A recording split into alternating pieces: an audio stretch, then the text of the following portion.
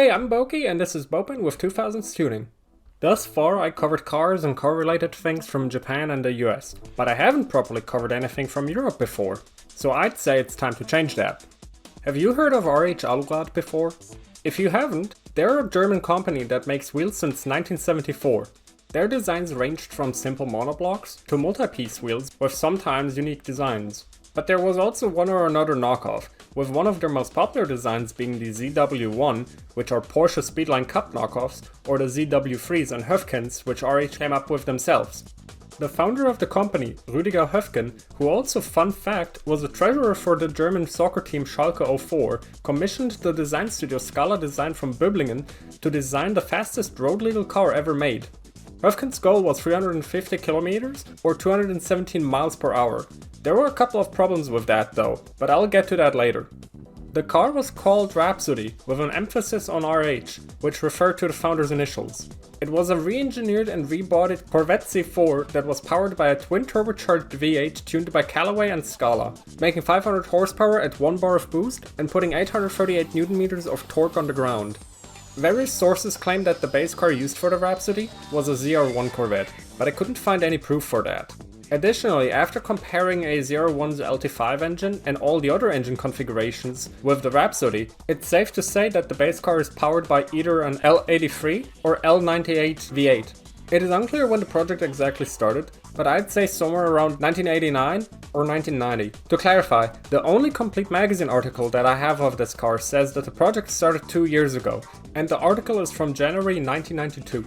So if you account for how magazines usually work, whatever was published in January of 1992 likely already happened 3 to 5 months before printing started. So, here are some infos that I was able to gather from the article. The car's interior has been completely redesigned, featuring custom gauges with a tach promising 400 km an hour, an interior with lots of carbon fiber and leather, a custom steering wheel, and a pair of Recaro pole position bucket seats. Despite that, the C4 didn't undergo as much weight saving as you'd probably imagine. A stock C4 weighs at around 1,530 kilos or 3,373 pounds, whilst the RHapsody weighs an estimated 1,400 kilos or 3,086 pounds. And since we're already comparing a stock C4 to the RHapsody, the drag coefficient of a stock C4 is 0.34, whilst the RHapsody is at 0.26. The car also features an integrated rear diffuser to keep it stable at high speeds. The car is capable of doing a 0 to 100 or 0 to 60 time in 4 seconds and hits the 200 mark within 12 seconds. The car's proving grounds was the Nardo test track in Italy, where the RHapsody was piloted by race driver Michael Bartels, who has already established himself as a good driver, with him being the 1985 German kart champion and winning the 1986 Ford 1600 championship, but also with him competing in Formula 1 and touring car racing by 1991. At the time he was seen as the next big German talent alongside Michael Schumacher. Unfortunate for Höffken, the time they went to Nardo was plagued by rain and wind. Bartels managed to get the RHapsody up to 331 km an hour or 205 miles per hour.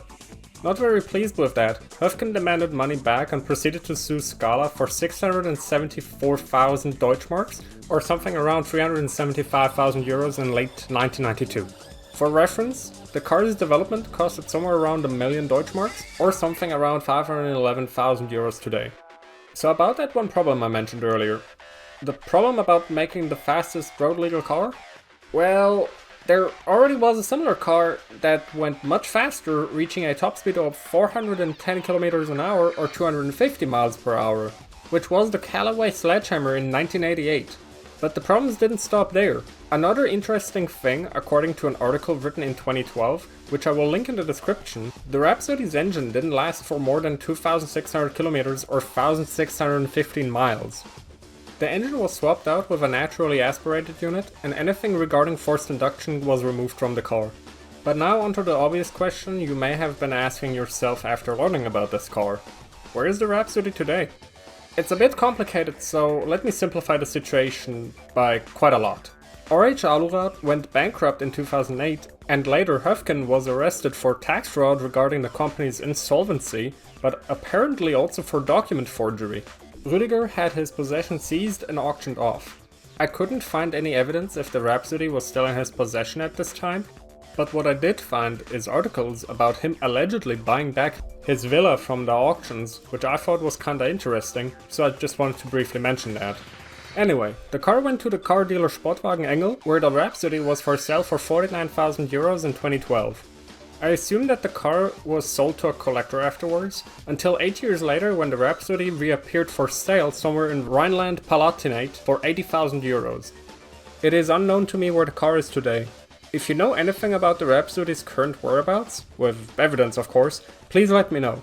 And if you're interested in seeing the article of the car, head over to my Patreon where you can look at it for free. Stay tuned.